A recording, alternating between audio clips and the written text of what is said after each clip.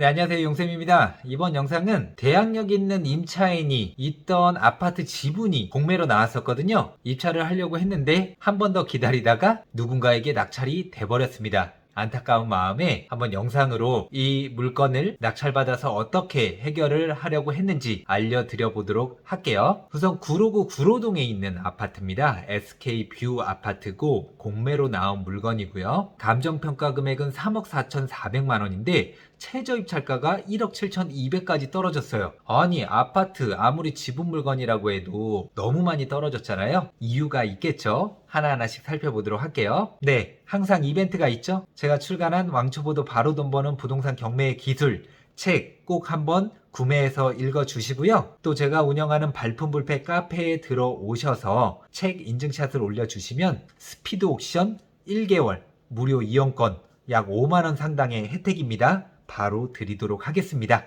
책도 읽어보시고 피드 옥션 유료 이용권 마음껏 이용도 해보세요. 네, 입찰 전 알아야 할 주요사항을 보는 게 공매는 중요합니다. 가처분으로서 매각으로 효력을 잃지 아니하는 것 아무것도 없죠? 상관없고요. 공매재산의 매수인으로서 일정한 자격을 필요로 하는 경우 그 사실, 여기에도 뭐 특별한 거 없습니다.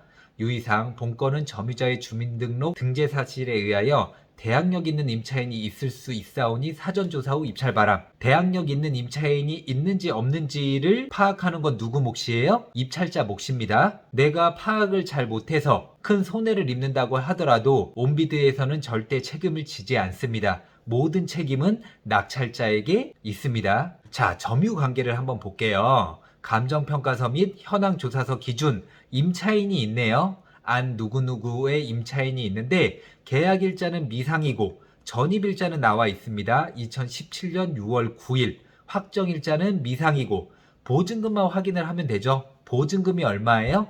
4억입니다. 꽤 높죠? 이분은 대항력이 있습니다. 그러니까 제가 낙찰 받아도 여기에 반인 2억 또는 4억을 내어줘야 되는 상황이 발생을 합니다. 이렇기 때문에 감정가보다 굉장히 많이 유찰이 된 상태였어요. 아파트 외관이라든지 깔끔해 보입니다. 그리고 이제 801호 대문을 찍은 모습이고요. 또 현관문 찍은 모습입니다. 제가 직접 가보지는 않았어요. 구로역가 어때요? 완전 초초초 역세권입니다. 1호선 구로역 근처도 앞으로 계속해서 좋아질 거거든요. 1번 출구 10m 거리밖에 되지 않는 초역세권, 그리고 뉴카 아울렛도 주변에 있네요. 쇼핑하기 좋을 것 같습니다.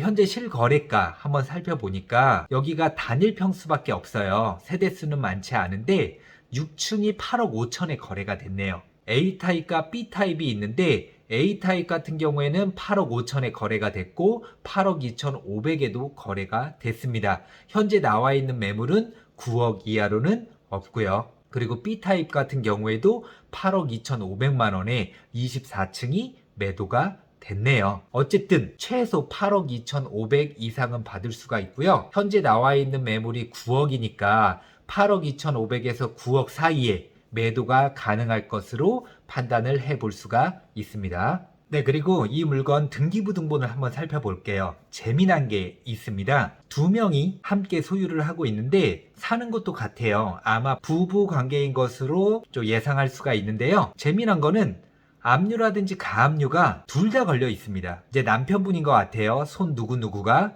그래서 압류라든지 가압류가 걸려 있고, 또 주택도시보증공사에 가압류가 걸려 있는데 남편만 걸려 있는 게 아니라 남편과 아내가 함께 걸려 있습니다.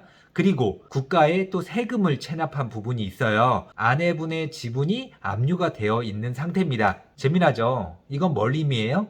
제가 낙찰 받아놓고 조금만 기다리고 있으면은 경매 또는 공매 절차로 아내 지분까지 나올 수밖에 없는 상황입니다. 그건 조금 더 깊이 있게 들어가 보도록 할게요. 자, 이 물건의 해결 방법 몇 가지 설명드려 보도록 하겠습니다. 두 명의 공유자가 있죠. 둘 다 압류 및 가압류가 걸려 있는 상태. 좀 전에 등기부등본을 보셨죠. 제가 만약에 낙찰 받는다면 전세금 4억을 임차인에게 내어주고 공유자 2분의 1을 가지고 있는 공유자에게 2억에 대한 구상권 청구가 가능해요. 그러면 내가 받아야 될 돈이 생긴 거잖아요. 채권자가 된 겁니다. 상대방 재산을 찾아내서 그 재산을 경매로 넘길 수가 있어요. 그래서 제가 못 받은 돈을 회수할 수 있는 길이 있습니다. 또 낙찰 후에 공유자 지분이 아까 압류랑 가압류가 걸려 있었잖아요. 경매나 공매로 나올 때까지 기다려도 상관은 없어요. 그러면 임차인에게 소유권이 온전히 하나로 합쳐질 때까지 계속 쭉 거주하세요 라고 이야기한 뒤에 상대방 지분이 경매 또는 공매로 나올 때까지 기다리셔도 됩니다. 그리고 네 번째는 낙찰 후에 바로 공유자를 찾아가는 겁니다. 그리고 채무 금액, 압류, 가압류 걸려있는 그 빚이 얼마인지 확인을 한 다음에 빚이 크지 않다, 내가 충분히 감당할 만한 금액이다 라고 하면 제가 그 빚을 대신 갚아줄 수 있어요. 대신 갚아주는 조건으로 조금 저렴하게 상대방 지분을 인수를 할 수도 있습니다. 그러면 소유권을 온전히 제가 하나로 합칠 수가 있죠. 그 하나로 합친 다음에 대항력 있는 임차인에게 4억 보증금을 주고도 충분한 수익을 확보를 할 수가 있어요. 그거는 조금 뒤에 제가 정확히 더 설명드릴게요.